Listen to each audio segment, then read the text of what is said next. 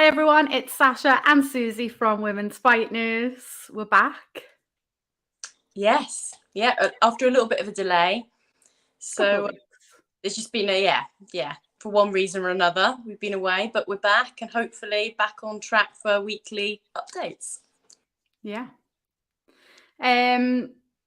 So we've missed a little bit, obviously, but what a good week to catch up on after this weekend in Abu Dhabi.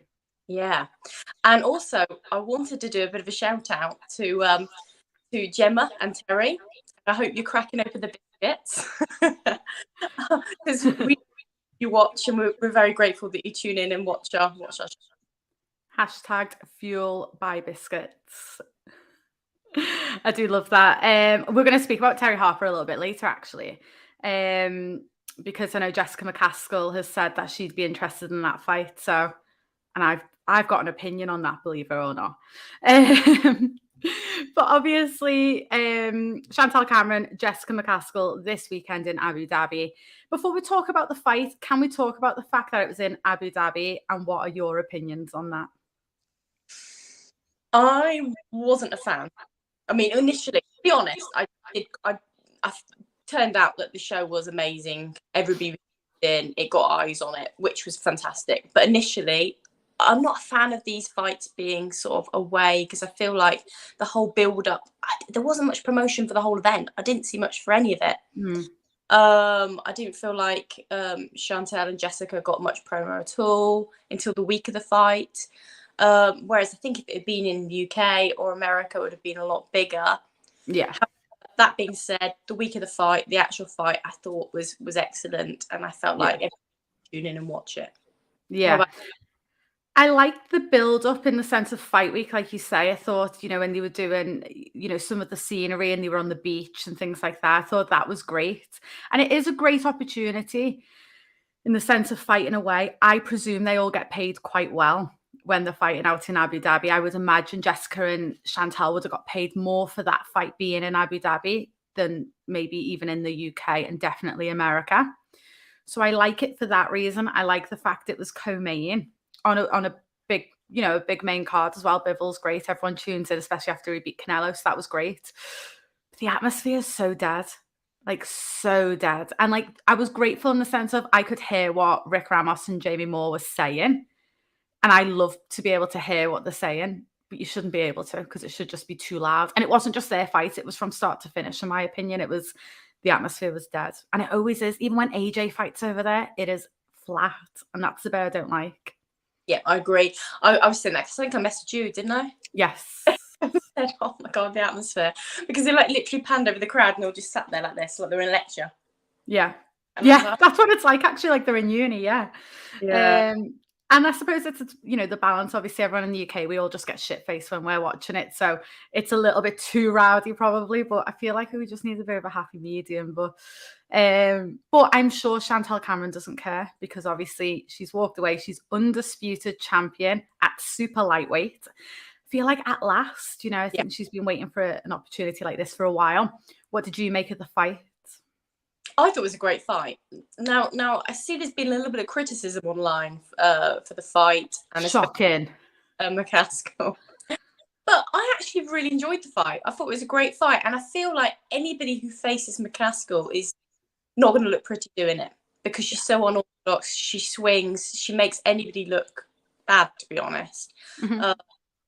So I felt like Chantelle did a great job, and especially those first few rounds, she made McCaskill just look terrible, missing, off balance, everything. And I thought she looked sensational. I've tweeted out, Chantelle looks sensational because she was just swinging and missing. However, credit to Jessica McCaskill, which showed, she's champion for a reason. Give her a credit. She's done great to be undisputed herself.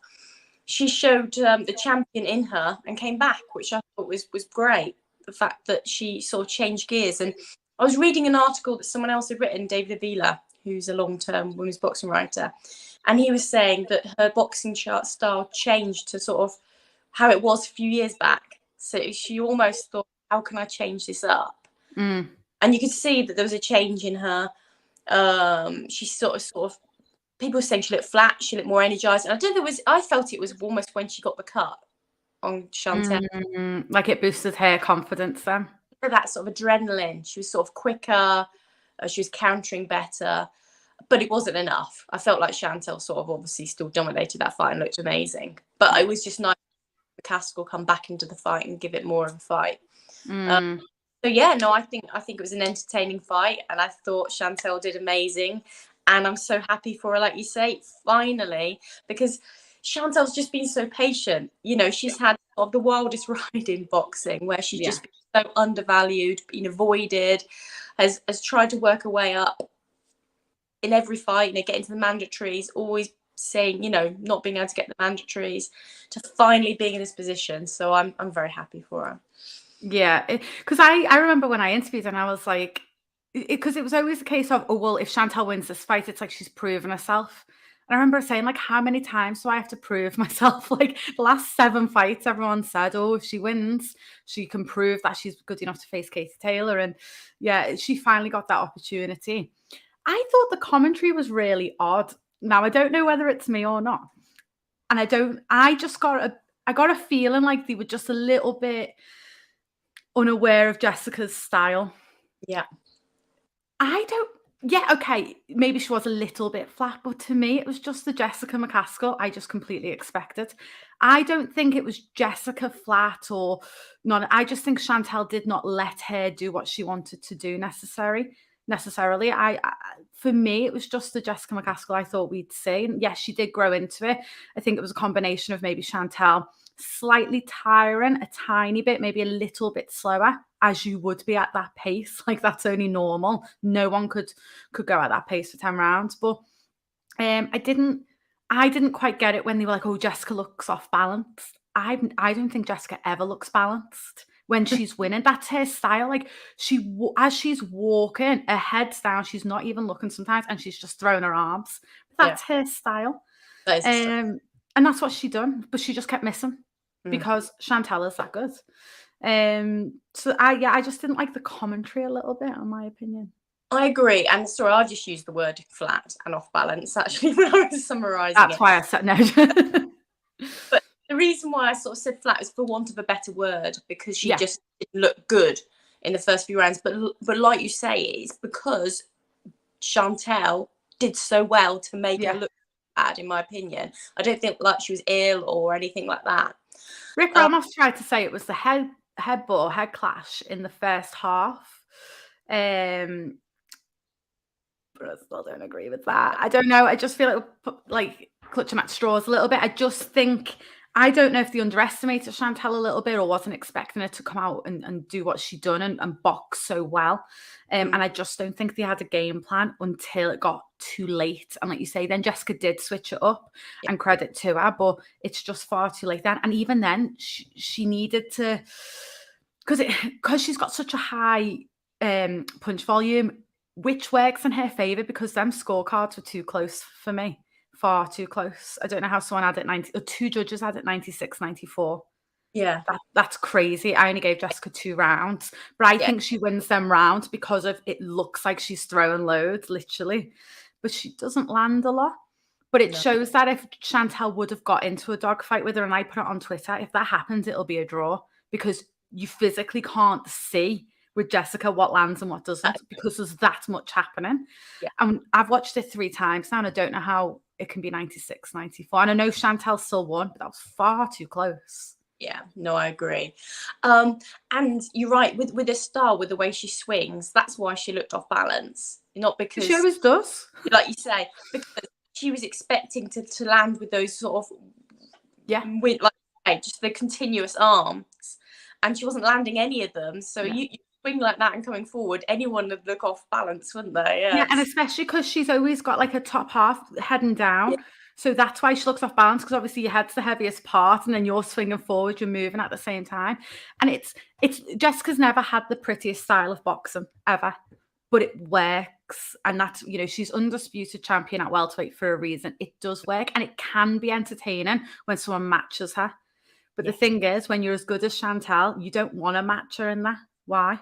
And it wasn't the world's best fight I've ever seen. I still really enjoyed it. I actually thoroughly enjoyed watching how skillful Chantelle was and how good her feet were.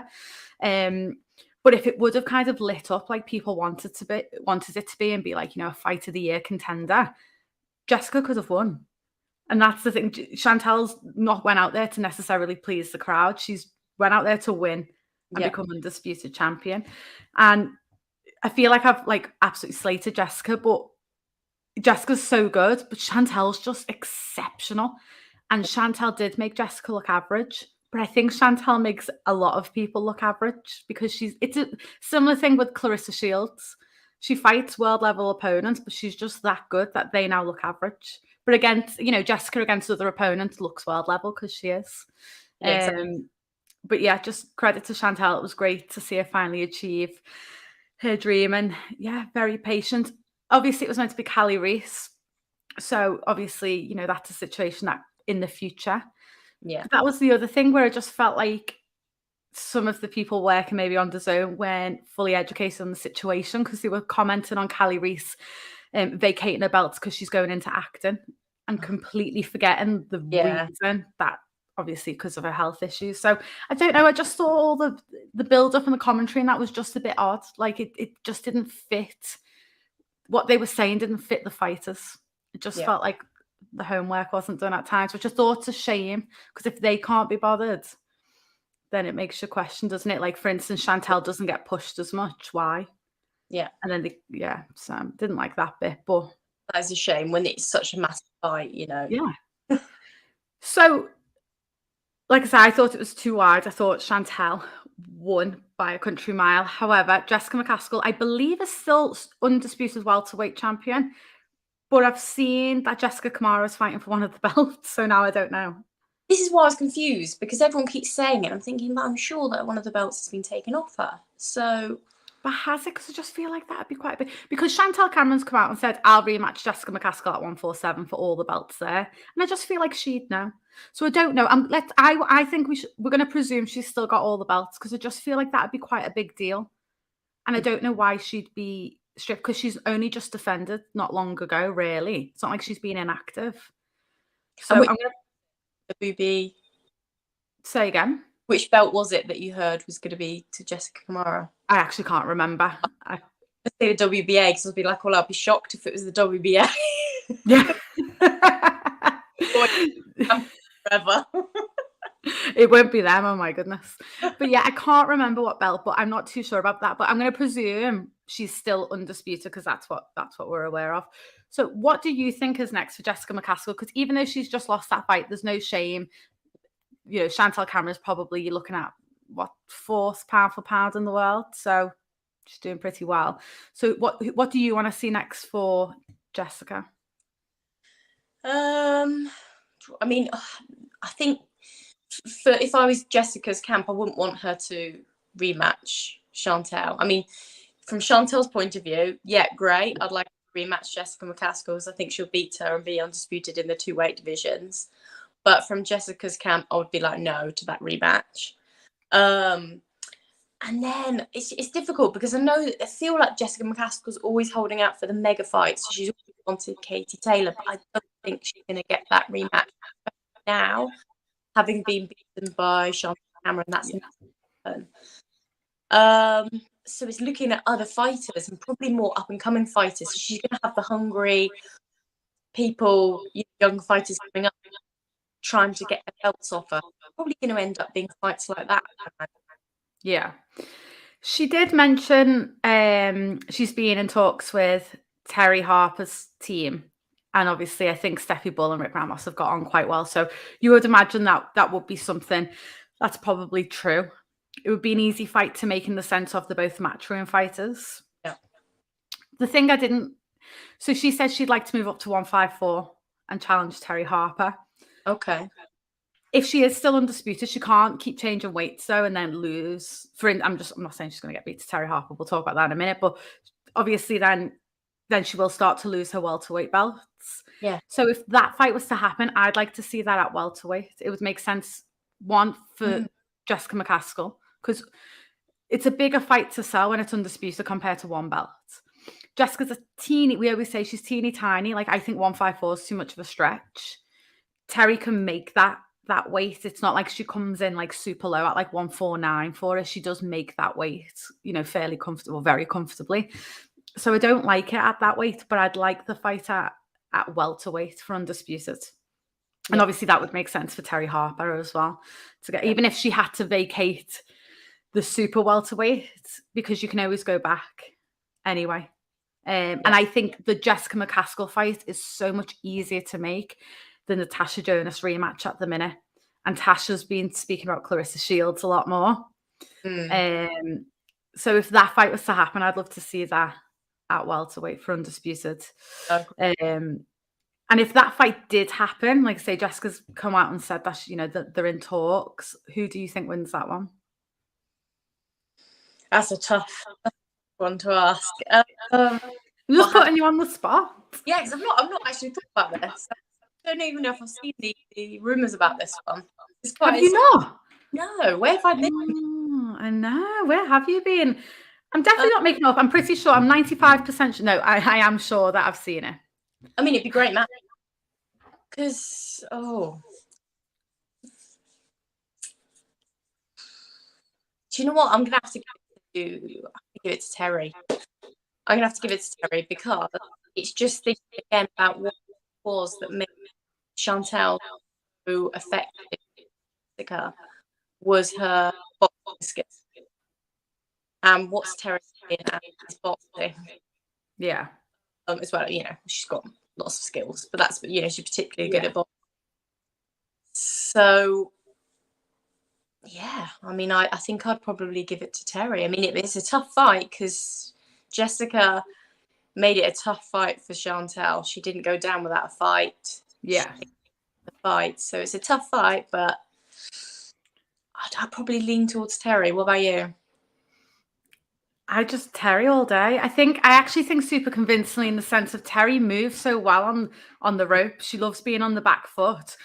She showed very well against Hannah Rankin that she can switch. She doesn't just favour the one side, and she can switch it when she wants fairly comfortably.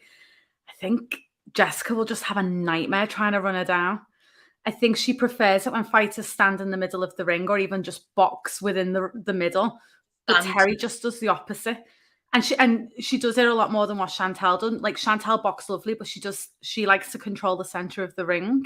Yeah. Whereas for me, Terry loves to control the outside. And I think Jessica just really struggle. Really, really struggle to just. I mean, obviously she'll always land because when you're throwing 100 punches or 300 punches around, like she throws a crazy amount, things are going to land, which is what's great. And we saw it against Chantelle; she did get hit. Yeah, against Jessica. So, but yeah, I think she'd really struggle against that style, which is why I was quite surprised that she said that's the fight that she wants. Yeah. I think stylistically that's one of the tougher fights for Jessica. But like I said, I'd love to see it, but I'd love to see her at welterweight. Yeah, personally. But yeah, good fight though. And if we think about how Terry fought Hannah, just for how sharp, fast, accurate, phenomenal she looked in that last fight. That against him with McCaskill, definitely agree, Terry. Yeah. So I've got Terry for that one. I would like to see it though, definitely. I mean, Jessica's got other options as well. You've got Kamara. If she is going for one of the belts as well, you've obviously got Jessica Kamara. She loves a war, and I think that would be a war. I think them two would actually just stand and trade, just non-stop. So that'd be a great fight. I've always liked the Tasha Jonas McCaskill fight. Yeah. I've said that for ages. I'd like that fight. That'd be quite interesting. Obviously with Tasha being a southpaw as well.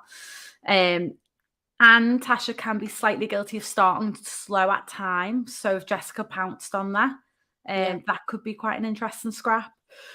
And then Michaela Mayer. Michaela Mayer has said in the past she would move up to 147.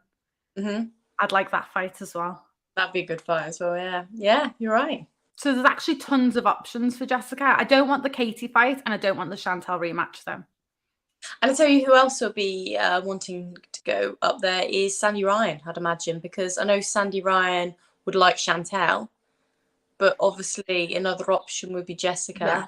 But whether Jessica wants those type of fights, like I say, the hungry sort of up and coming fighters, I don't know. But because that's just a big risk, low reward fight, isn't it? Yeah, not a lot of money at the minute. Sandy Ryan will be worth tons of money in the future, but obviously, yeah. But that's a potential fight for sure. I know someone tweeted me and asked me, because obviously Sandy Ryan had called, or not Sandy Ryan, sorry, her trainer had called out Chantelle Cameron after Sandy's last fight. And I think after this weekend, there's a long way to go, isn't there, on that, in all respect? Only because Chantelle is that good. I only want to see Chantelle in like mega fights now. Yeah, and she deserves the big fights. Stats wise, when you know the combi box when they checked, Chantelle outlanded McCaskill in 9 of 10 rounds. And I still don't know how people gave it 96-94. It doesn't surprise me, because it looks like Jessica's thrown a lot, but just not a lot landed, just because of how slick Chantelle was. Her head movement was impeccable. Like, it was so good. Just no one could, like, I don't think Katie Taylor could hit her. Like, that's how good she was. So it's, like, no disrespect to Jessica McCaskill, but Chantelle's just that good, isn't she? You know, I'd like to put a little bet on now as to the future of Chantelle Cameron, because it wouldn't surprise me if she ends up in the, well, she's definitely going to end up in the pound for pound top few, but it wouldn't even surprise me if she ends up number 1 at some point.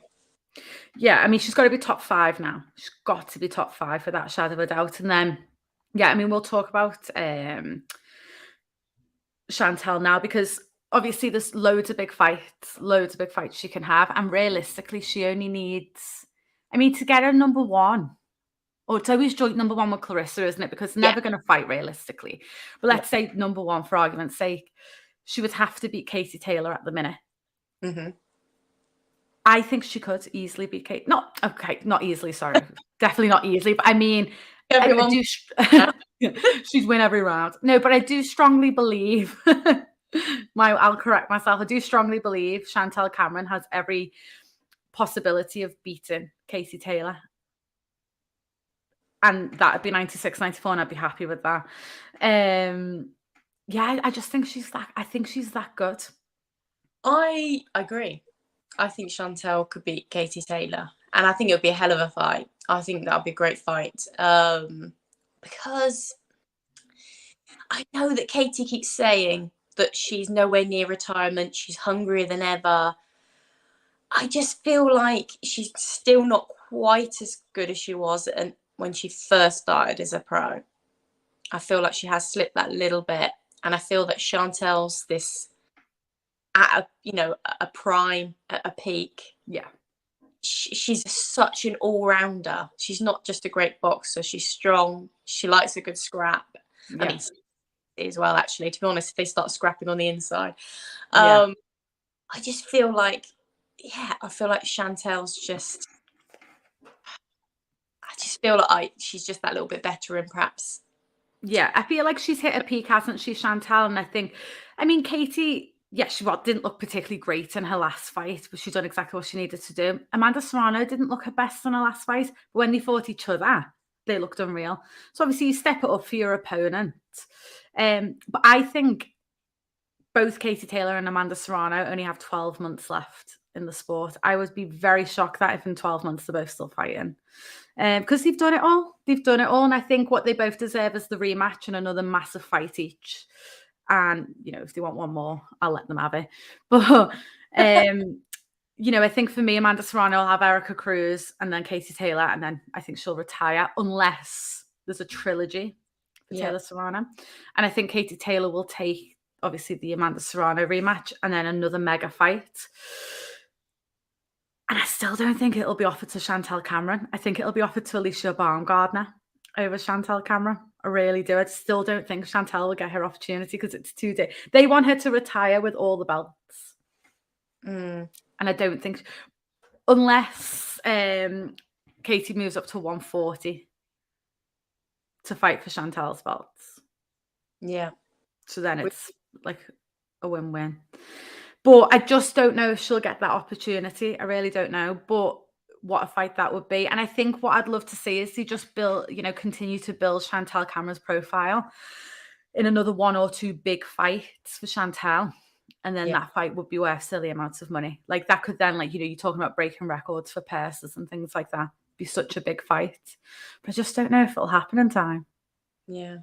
Which would be a shame. It's got me thinking now. I'm just thinking as to, so if both Chantelle and Katie are boxing at the best of their abilities, who could outbox who? Chantelle. Do you think Chantelle? Yeah. It comes into a bit of a scrap on the inside. Who wins on the inside?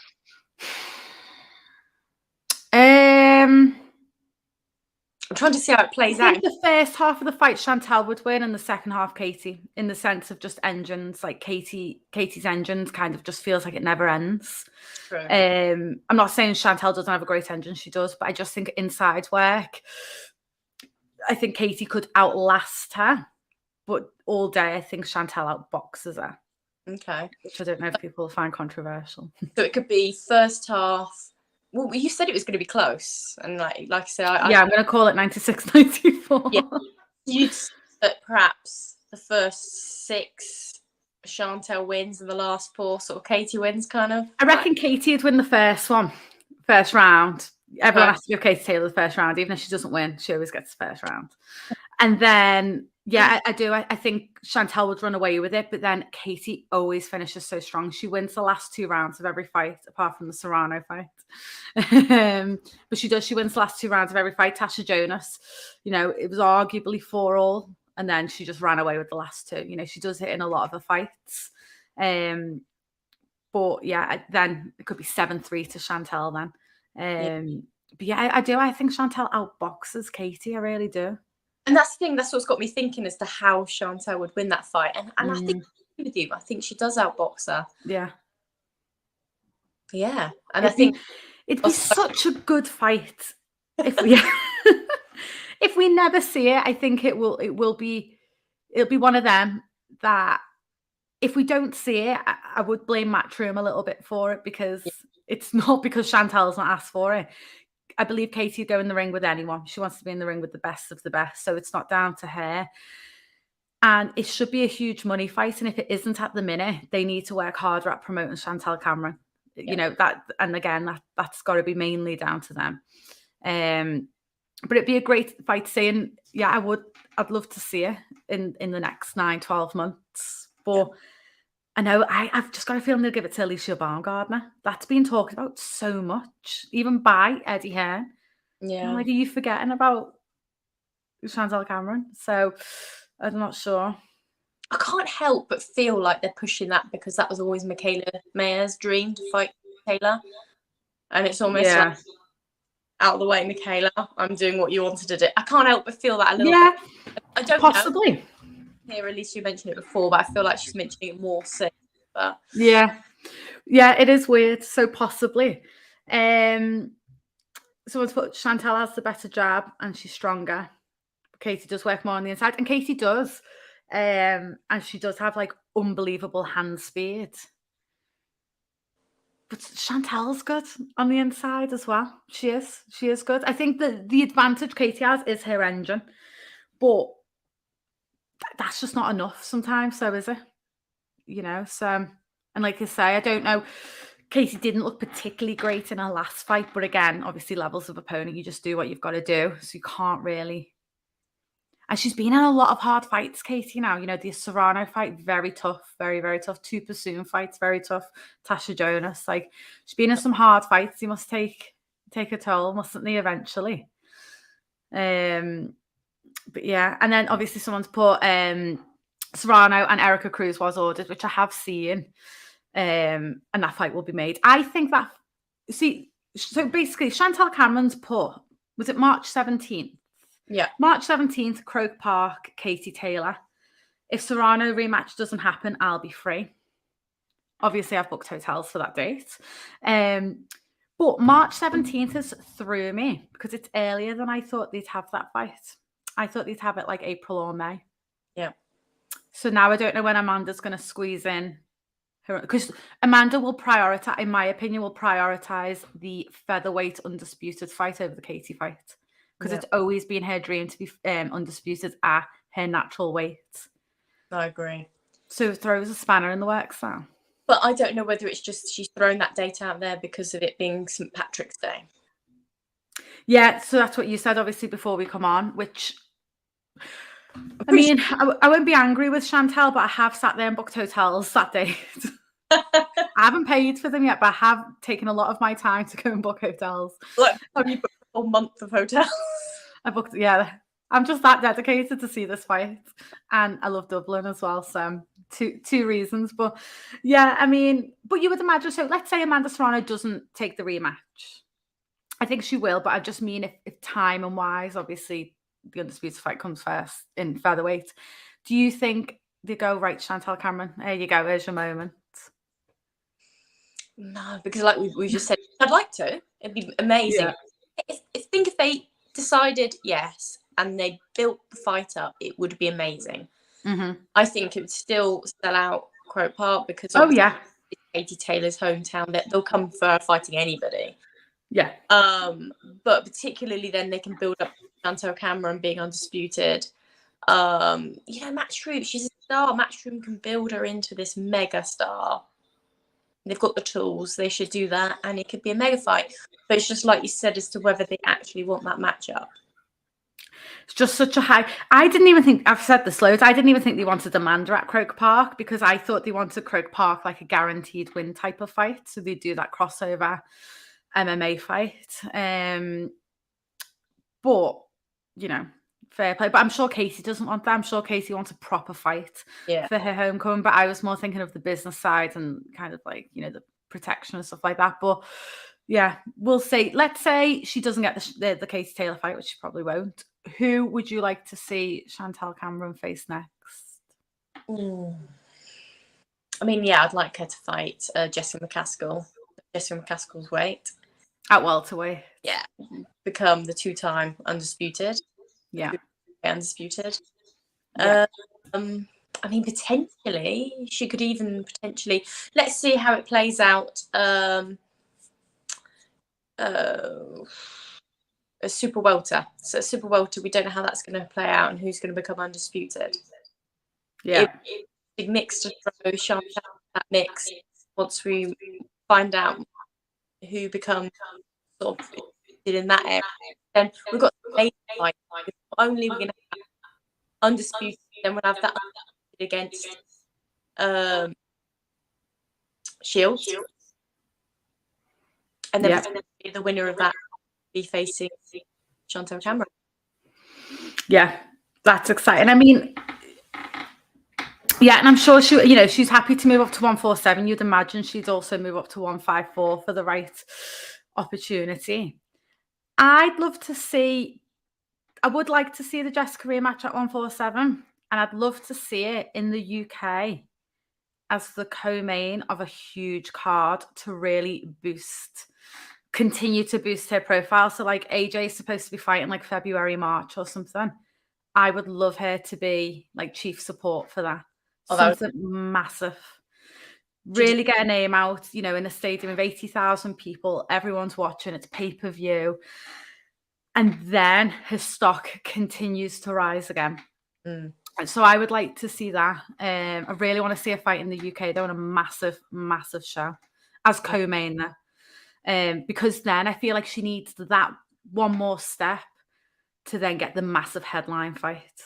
She just needs this one more, not to prove herself. No. But just, bring eyes.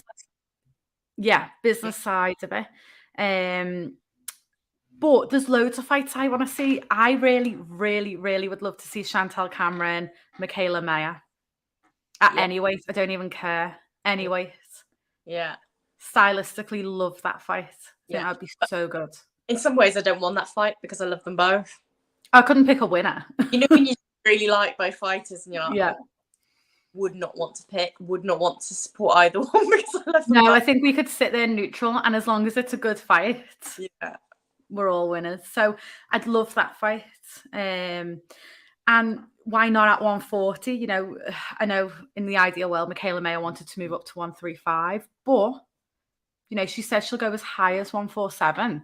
So 140, that's a massive fight. Yeah, no, I can see that. So I like that fight. I like the Terry Harper, Chantelle Cameron fight. Yeah. Again, not right now, but maybe in like 12 months, that could be huge. Yeah.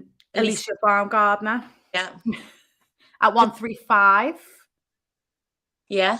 I know there's no belt, but let's say in the future, because I don't know if Baumgardner will go up to 140. You know what? Yeah, there's me thinking, yeah, she will. But of course, Alicia's a lot smaller than Mayer. I don't think she would go up too high, Baumgardner, and I think it would take away a bit of a style as well. I don't think she'd suit moving up too high. Yeah. But Chantelle can make 135. So there's a fight there, but obviously there'd have to be belts. You've still got Tasha Jonas, obviously. You've got the potential, you know, even Clarissa Shields, if she wanted to move up to super welterweight. So there's tons of options. Mary Spencer, who's becoming a bit of a superstar in herself. Mary Spencer. Yeah. And I love Mary Spencer, and I want her. And obviously she's fighting for the now vacant, because Terry Harper kindly was forced to vacate it. So she's, but I mean, it's very annoying that, but I'm glad Mary Spencer gets the opportunity. If it was going to be anyone who gets the vacant belt, I'm happy it's her. So what excites me is you could literally name like 10 fighters and they can all fight each other. Like there's just so many mega fights. You could literally name like 20 mega fights by the time they're all fighting each other. Yeah. But the great thing is they will fight each other. Like they all want to. They don't run scared. Yeah. They all want, you know, Michaela Mayer's been great and come out and said, I just want the big fights. Yeah. And you know what? I think she'll fight the big fights even if there aren't belts on the line. Yeah, I think so. Because the belts, as great as they are, they don't always mean everything. Mm-hmm. If you're just in these big fights and your stock keeps going up. So it's very, very exciting, I must say. Yes.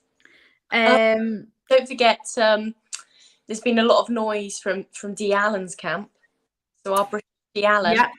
Yeah. Because they would love her to fight McCaskill. But of course, you're not just talking McCaskill. Again, it's just another name within that area. You know, the girls do like to jump weights. So potentially next for all this. Obviously, she's at the beginning of her career, but she's extremely talented and it won't be long before she can be fighting these big. Yeah, Dee Allen's great. Obviously, I think her last fight went the distance, but apart from that, she's got all knockouts. Very, very exciting fighter.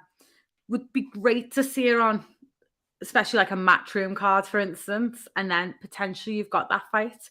Yeah. I know her team would love that fight. And I think her team are confident enough to actually give her that fight in the next 6 months. Yeah. If the opportunity was there. I'd love for Dee Allen to kind of make a statement. I'd love to see her against like Summer Lynn. Who's obviously Jessica McCaskill's campmate or stablemate. They're the same weight.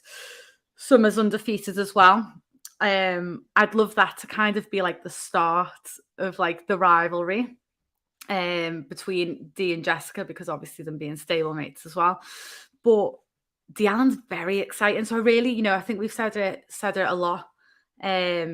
Be nice for her to get her opportunity on the big stage because she's entertaining. People will enjoy watching her, I think, Dee Allen. I agree. Someone's just said Cameron can't do 154. She says she's a natural 135, max 147. I do agree with that. It would be a push, but everyone said that about Tasha Jonas and everyone said it about Terry Harper. Tasha, we're going to talk about Tasha in a minute, but Tasha doesn't come in anywhere near the 154 limit. But when there's an opportunity for a belt, she'll fight for it. So if the max is 147, Cameron can actually just make 148 and fight for the 154 belt. So she doesn't necessarily have to jump up all the way to, super welterweight to fight for the belt. I agree. I think she, at this point, like I say, she'll want the big fights. And if that means jumping about the weights a little bit, I think she'll do that. Yeah, she would. I mean, in an ideal world, I'm sure 147, but if she was offered a mega fight against any, whether whoever's undisputed, if it was Terry, Tasha, Clarissa, and one of them's undisputed, and she was offered that fight, I don't think she'd go, no, I'm all right. But yeah, she wouldn't go in at 154, but And we'll talk about Tasha Jonas because obviously she is fighting this weekend. Marie Dicaire. Now, in all fairness, and I'm really guilty of this, I keep saying, oh, well, you've got like the Tasha and Terry fight. But Tasha does have to get through Marie Dicaire first. And I feel really bad because actually I rate Marie Dicaire very, very highly. I don't know why I'm overlooking it because this is a very tough test for Tasha, isn't it? It's a big fight, yeah. I mean, Marie Dicaire, she was a champion for a long time before she got beaten by Shields, and she was undefeated. Yeah. Undefeated for a reason, and she's very good at what she does. She fights on the back foot.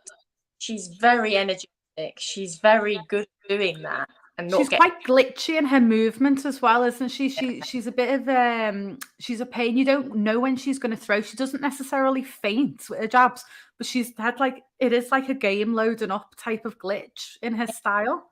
A bit like the kickboxers who come across do. Yeah, that's really, yeah. Jittery almost. Yeah. But yeah, so she's very, very, I suppose, slick. She does. She's good at not getting hit. And if you're good at not getting hit, then it can be very difficult to win against somebody like that. For sure. So this fight is headlining in Manchester, the IO Arena. So I must say, Boxer have done an unbelievable job, haven't they? Yeah, they've just done fantastic. And obviously, Tasha Jonas left Matchroom. There was a bit of problems there. She went here. This is her third title fight in 9 months. Like, fair play to Tasha for taking it. She doesn't run, she doesn't duck, does she? And fair play to Boxer for making these. So the fighting for the I had to write them down. The WBC, WBO, IBF, and now Ring Magazine. Yeah. Because obviously, again, similar to Terry's situation, like Clarissa was just stripped. I hate. I'm glad obviously for these fighters that it's going to be on the line, but I disagree with them stripping her. But yeah, I think it just gives Clarissa more inkling to come back then to the weight and try and win it. So obviously they're fighting for them 4 belts. Terry Harper holding the last remaining belt to become undisputed. Obviously the IBO isn't part of the 4 belt era. And then you've got Tasha's record, which is obviously 12 wins. She's got 2 losses, obviously one early on-ish in a career against Obanoff with that it was a shock loss. Yeah.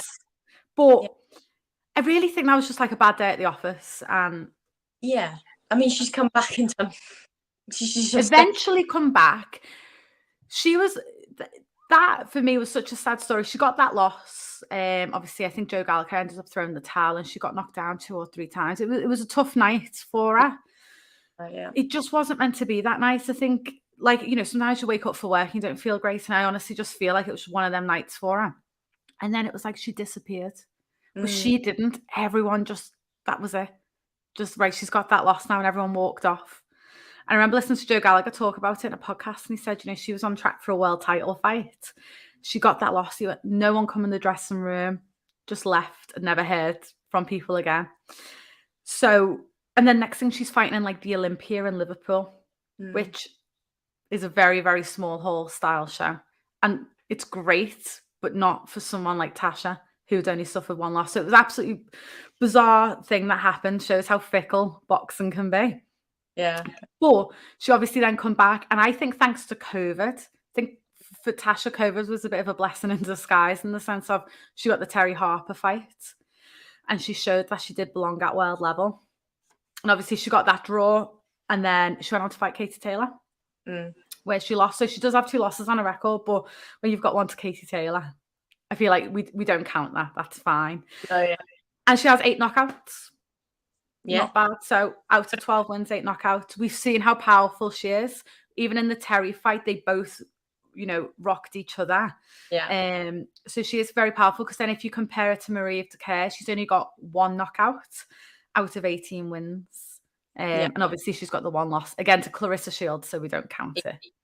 Yeah. It's fine. But there's I rate Marie Dicaire. It's a tough fight.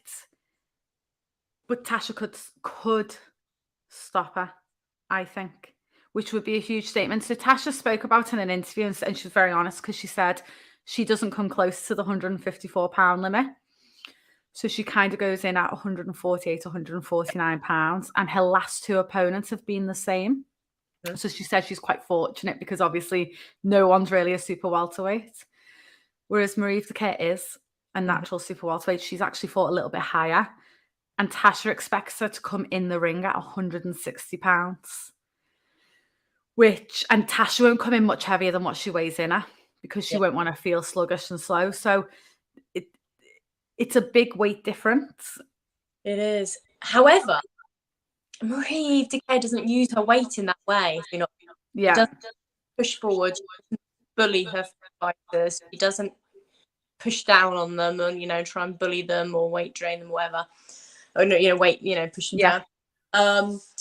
So I don't think it matters. I actually don't. I think, and Tasha spoke herself and said, she'll have to box smart.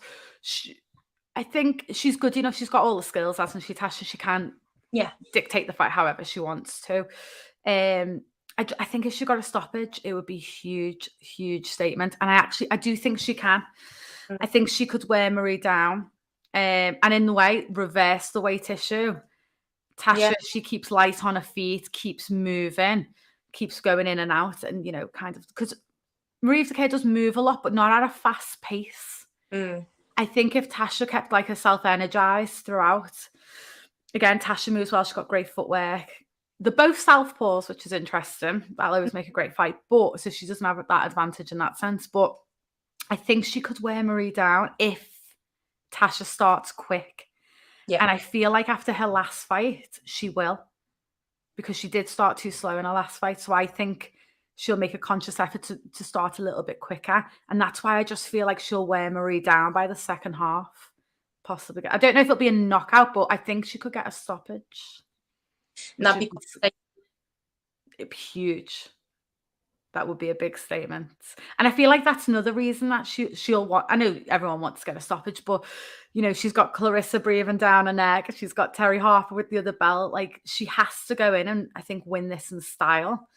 The other reason, obviously, Marie Dicaire took Clarissa the distance. So and again, I'm not that bot, Clarissa doesn't necessarily stop people, but she does everything else, so it doesn't matter. But I just like, if Tasha did stop her, I'd like the little back and forth that you'd get on fight week. We've had the same opponent and I've stopped her. But it would be a huge statement though. It'd be tough. But Marie Dicaire could still win. I would be slightly surprised, but she's good enough.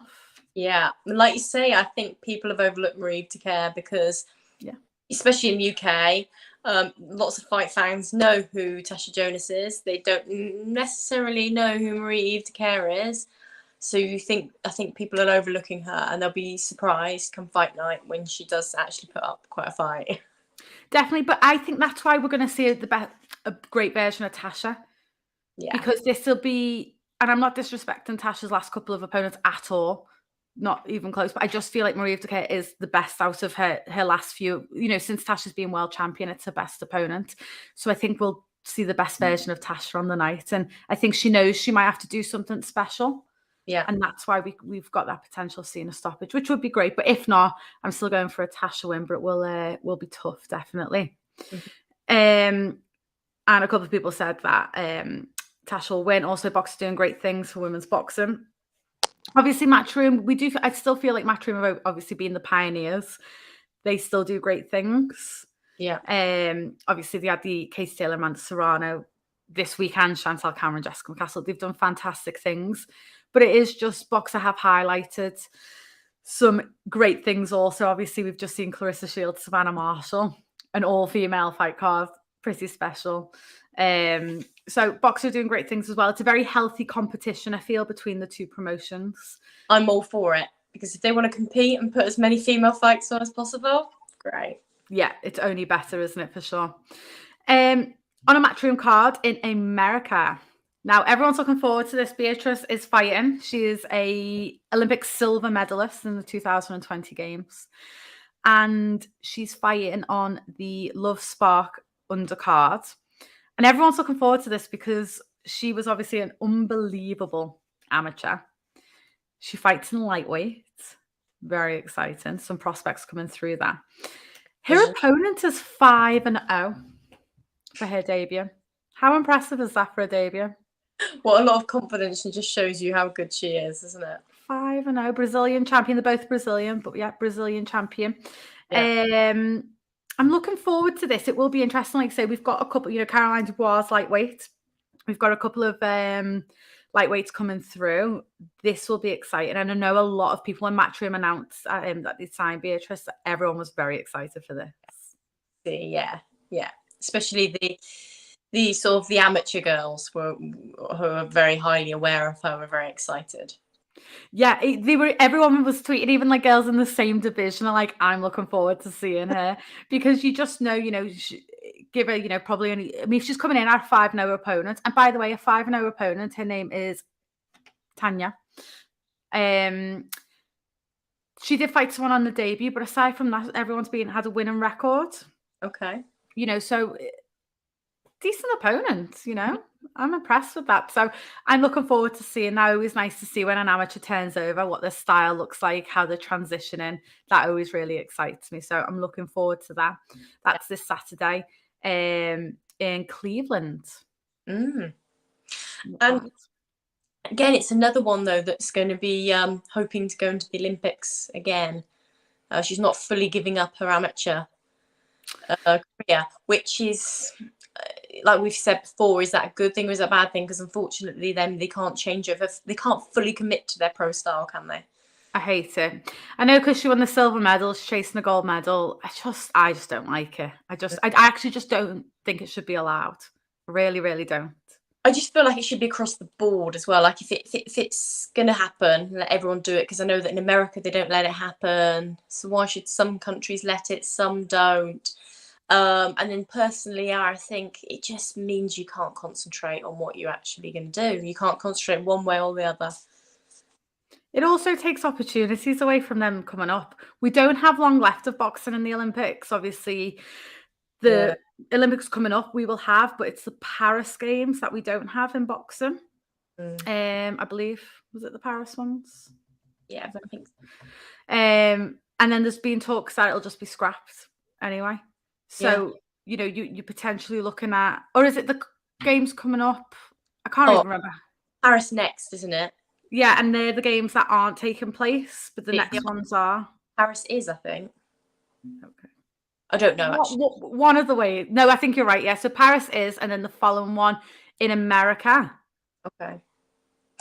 I feel like I could be making this up at this point, but it definitely is something.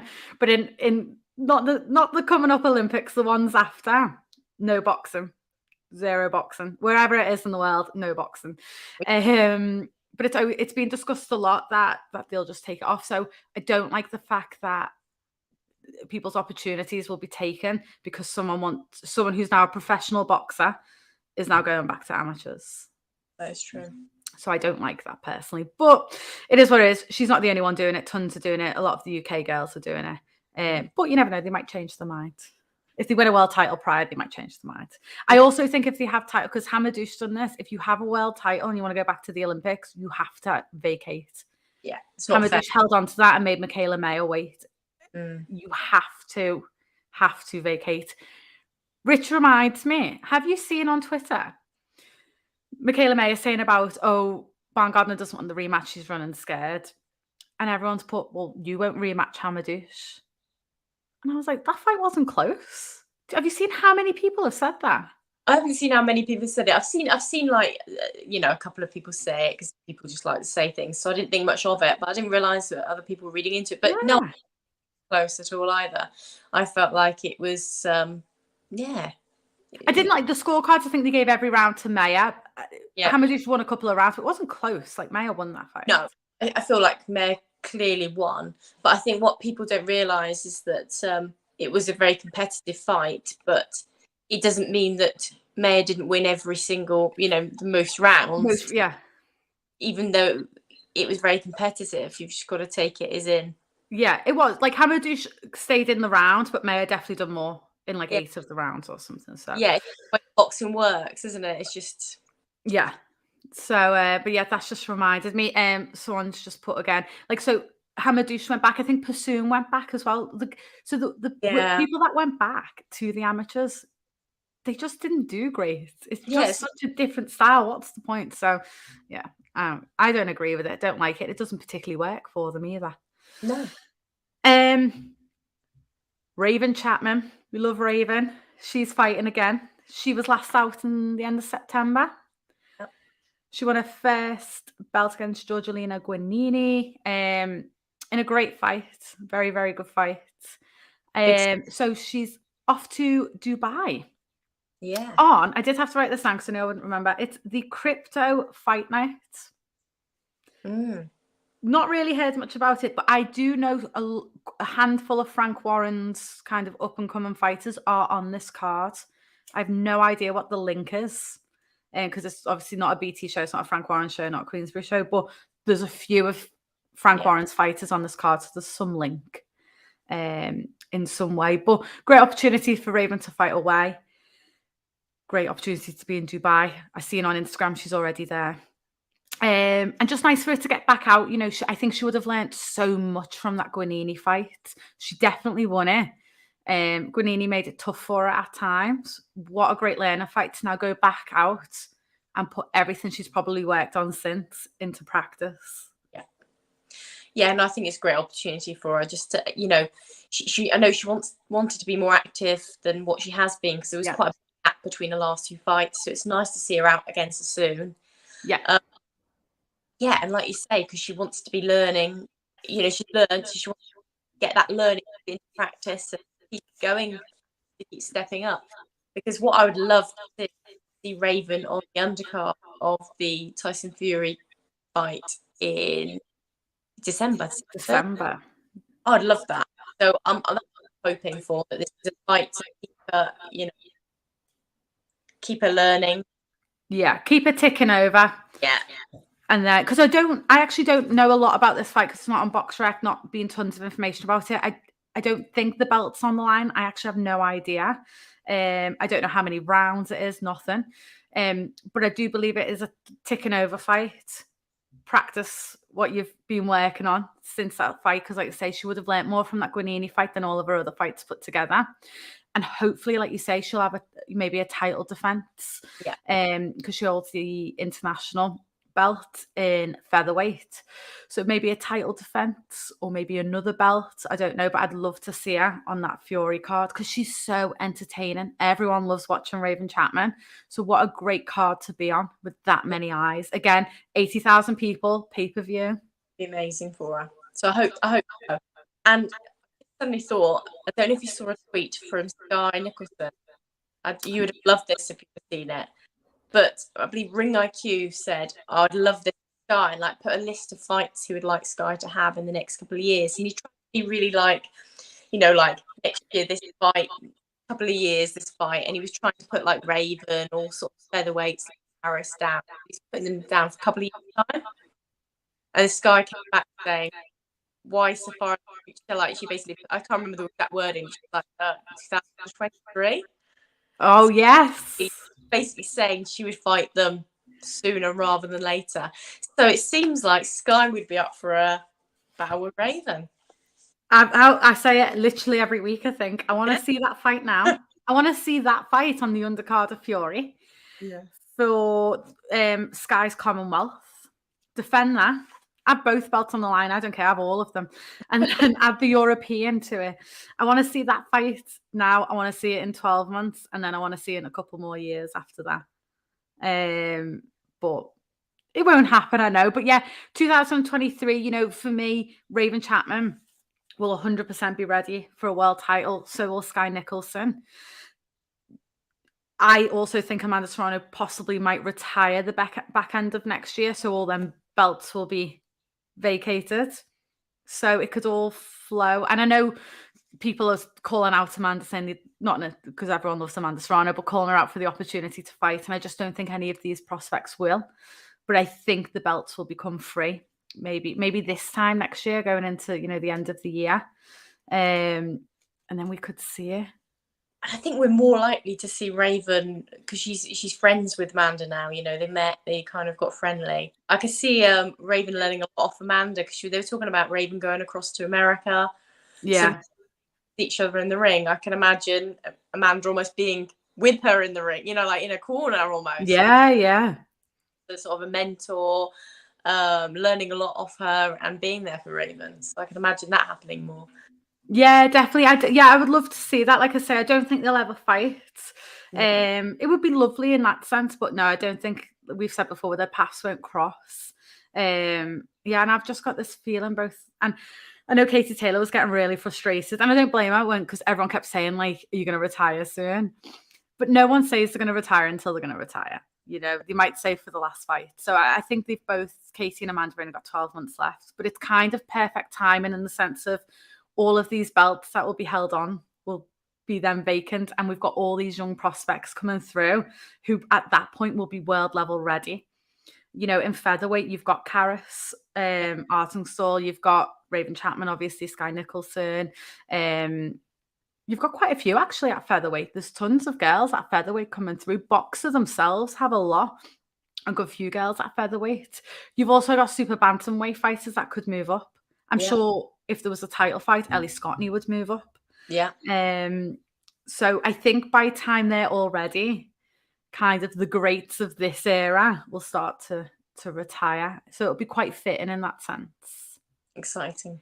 So yeah, Raven is fighting this Saturday. Like I said, I don't even know how you can watch it. I'm not going to lie. I've not seen much information on it. It doesn't say on the fight poster or anything. And I did spend an hour trying to find out. So, but I'm sure if we find out anything, it'll be on our social media. So definitely. I'm sure if there is a link, it will be posted by Raven or a team at some point. And hopefully, because I would like to watch it. Just quickly, some comments. Baumgardner will get the belt at 130, 135, 140, 147. Fan of Baumgardner there? There's absolutely no way she gets the belt at 147, because I don't think she'd fight up at 147. Yeah, I think that is too far for her. But yeah, three weight divisions. So let's see the Choi fight. Let's get that Choi fight on, because I'd love for Choi to actually fight.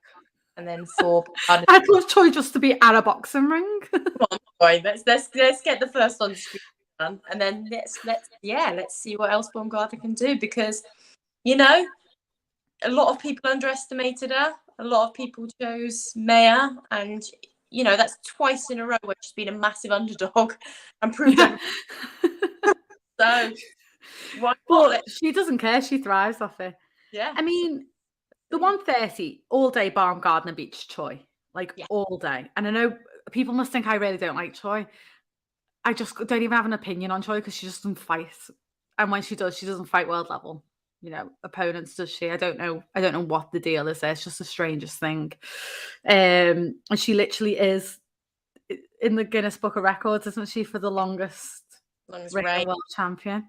It's like the least proudest achievement at this point now, isn't it now? But I think that's out of females and males, so she's got that whole achievement now. No one will ever beat her, because she'll hold that record for forever. But for me, Baumgardner wins that one. Yes. And then 135 with Katie. I don't know. That's tough. That's close. It's hard to say, isn't it?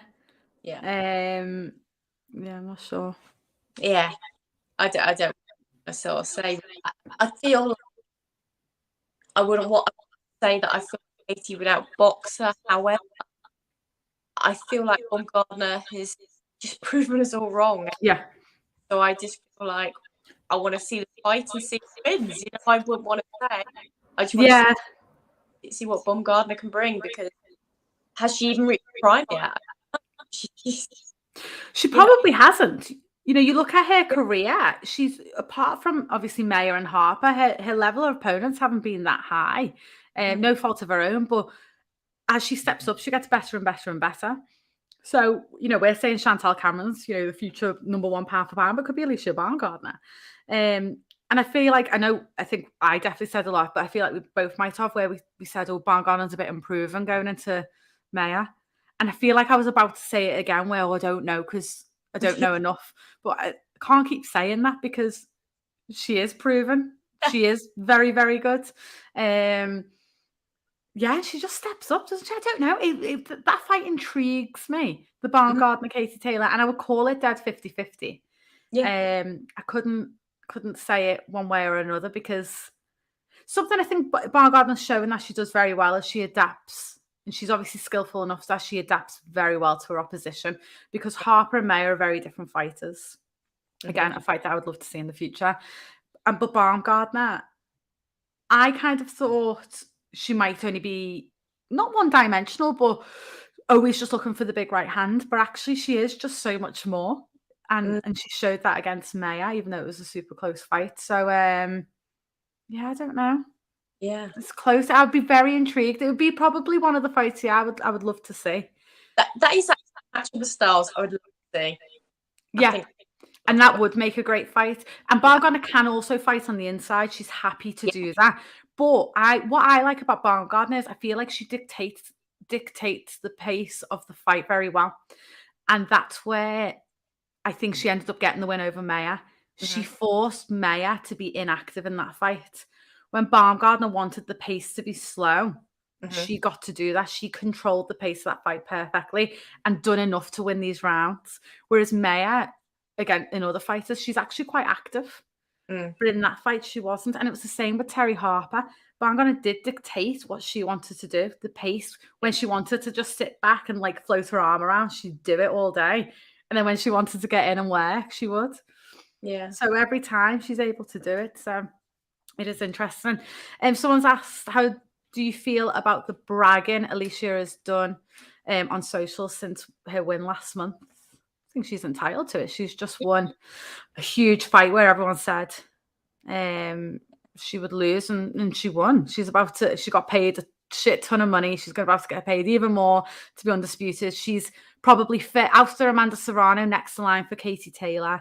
And both Alicia and Michaela Mayer talked a lot of shit to each other, and she won. You've won bragging rights as well as all the belts, haven't you? So yeah. At the end of the day, her and Mayer built that fight up. Like, if they had done all the, I mean, the beef was real, but if they'd done none of the talking to each other or the shit talking, it wouldn't have been, the fight wouldn't have been as big as it was. Yeah. They were a huge part of selling that arena out. Yeah. So I think if that's her style and that's what she likes to do, and that brings eyes to her and will make her a fight against Taylor, then carry on. And like you say, she's earned the right to do that. Yeah. Also, that they will rematch in the future. It won't be at super featherweight, but they'll rematch in the future. And like, this is what I think people like with Clarissa Shields, Savannah Marshall. I like what they're doing. Whereas Savannah she had an interview with Sky Sports. She did speak very well of Clarissa, but still will put some digs in there, because you've got to balance it. Because when they rematch, all them nice things will get thrown straight back in your face when it comes fight week at the end of the day. So yeah, Alicia Baumgardner has bragged. So would I, all day. She was the underdog. She's been a massive part of selling out the O2. She's beaten a massive rival, and they will fight again. So yeah, she'll keep shit talking. She'll keep wearing that t-shirt. My only objection, one tweet where she said it was easy. And I think she said it in an interview or two. My only objection to that, I can understand why she would do say that, because like you said, a lot's been said and she feels like she beat her convincingly. So I can understand saying that. But it wasn't easy. It was a very close fight. In my opinion, I still feel May won, but I could see it either way, and she won, and congratulations to her, because it was close. So I'd like her to admit almost it was a good fight, and it was a close fight, but yeah, I mean, it definitely wasn't. It wasn't an easy night for Alicia Baumgardner at all. But no, so I agree with that. But yeah, if she wants to boast, I would anyway. Just a dead quick one. So Michaela Mayer says she feels Alicia Baumgardner is running from her because she knows the fight was close. And that's why she won't rematch. Do you agree with that at all? Do you think that's why, or do you think she's just so focused on the Choi undisputed fight? To be honest, if I was in Alicia's, if it was me in her team advising her, you'd want to go for undisputed, wouldn't you? So you want the Choi fight next. Yeah. So she would be right. Want that. I would. It makes sense. And you've got to then question, if it was the other way, what would Michaela do? But Michaela did say she was like, it was a split decision. Yeah. And the whole arena, and they did boo. Yeah. and a lot of people still think Maya won. So would you do it? Because it's a bit like the Josh Taylor, Jack Catterall thing where, and it's not that much of a robbery by any stretch, but obviously they're going to have their rematch because do you want people always saying, well, you didn't even win that fight? Or So does that matter? I would still want to go for undisputed because I think, to be honest, it's quite nice if she gets that, because I believe in joy. So it'd be nice to get that belt undisputed, and then if she's going to rematch her at this weight, it could be the next fight, and it would be for undisputed, which is nice. It'd be even bigger, bigger, more shit talking, undisputed. Yeah. No, I agree. I said the other week, I don't want to see the immediate rematch. I actually want to see that fight at a higher weight anyway. I'd rather see it at like 135. Even if there was no belts, I wouldn't care. That's a fight that I don't think even matters what's on the line. You know, they'll get a huge payday. It'll be, you know, that becomes like down to reputation and everything. You know, that becomes more than belts, doesn't it, at the end of the day? So yeah, I would love to see that rematch, but not at this way. Because I know in theory it makes sense, doesn't it, have the Choi undisputed rematch, but I just don't know if Maya has that in her at featherweight. I don't know. I think she does. She thinks she does, and she knows better than me. No, but I think she didn't look weight drained, to be fair. No. I just think because she's so tall. I don't know. I just feel like she'll suit. I feel like it'll be similar to the Tasha and Terry when she moves up, maybe not all that way, but she moves up and then we see an even better version of her. And you think, this is where you're meant to be now. Do you know? So I would love to see her. Yeah. And yet someone's put, if they don't do it for nothing else, they should do it for the money. This is what I mean. Like, even if there aren't belts on the line, but you're getting paid 7 figures and you're going to headline in America, sometimes them fights are worth more than the belts, you know. Like these girls, is that we've been saying all show, like they can float through so many divisions and get the belts, that's great. But if they just want the rematch, they can rematch at 135 and take a ton of money and then go off and win the belts and then rematch again for undisputed at whatever weight. So I'd love to see it. And yes, someone's put, what would Maya have done if she won? And I don't know. You know, realistically, yeah, would Maya rematch Baumgardner if it was the other way around? I mean, we don't know, do we? I think. But I think it's no loss to Maya because the stock has not went down; it's just risen. I'd love to see her in the UK and fight again. She's got loads of fans in the UK, and they both do. I mean, Baumgardner's last 3 fights have been in the UK. Yeah. So she is just like a UK fighter now. So, yeah, I think either way. But Michaela Maya I think she'll become undisputed champion just at whatever weight she happens to fall into. So that's exciting for her. Right. Well, that's it. That is it. Loads happening. Loads have happened. Everyone go and book March 17th hotel in Dublin near Croke Park. Super expensive. It's about £1,000 for some reason. And get ready for Casey Taylor announcement against someone. And obviously Tasha Jonas this weekend. So Tasha Jonas is on Boxer, Sky Sports, at Manchester. And then, yeah, we'll go from there, I suppose. And that'll be interesting because then we'll see what happens. The winner. Are we going to get undisputed at super welterweight or are we going to get Clarissa Shields? Well, last question. Will Clarissa Shields wait for someone to be undisputed at that weight? Or because she's mentioned Tasha Jonas, would she just take that fight without the last belt? I think Clarissa would be fair. I do. Also, it doesn't really matter to her. She's been undisputed at that weight. She's not lost. Like, she's kind of like the reigning champion anyway, in a way. Yeah. However, it depends what fits in with her MMA as well. Because if she fights MMA and it doesn't suit, then it might be that she has to wait anyway. But I think. And you've still got the Marshall rematch. Yeah. So it could fit well with if Tasha wins or Marie Dicaire, fight Terry for undisputed. I just don't know who Terry's going to fight like in the interim. Yeah, I mean, what I mean. Barry Spencer wants to fight. Whether that happening or not, I don't know. Yeah, Because Terry could do with 1 or 2 fights, because obviously Tasha's being quite active at this weight if she wins. But could you imagine Tasha Jonas, Terry Harper headlining, and then the winner gets Clarissa Shields? Oh, Yeah. outrageous. Like it's meant to be fate. Tasha and Terry fight each other again. Yeah, I mean, we spoke about it, didn't we? It just feels like it's fate. So I just feel like at some point it's going to happen. So we'll see. Yeah, it's definitely going to happen. I know we were saying like who would get it, would be Matchroom or Boxer, but I think Tasha would be the home fighter because she holds more of the belts. That's just the way the cookie crumbles. But that'd be a massive headline fight. I know people were mentioning it being on like the Liam Smith, if he, you know, he's always wanted an Anfield fight. I'm like, but I just want that to be headline. It needs to headline. Needs a headline, doesn't it? I don't care where. It needs to be in the UK, obviously, but as long as I can get to it, yeah, definitely. So yeah, something really exciting. Yeah. Ideally just down the road from me would be great, but yeah.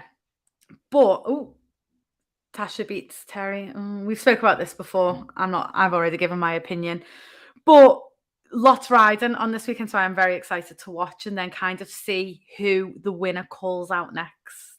Yeah, that'll be exciting. Yeah. So yeah, something exciting, and then obviously we'll be back next week to talk about it all. Yes, definitely. Bye.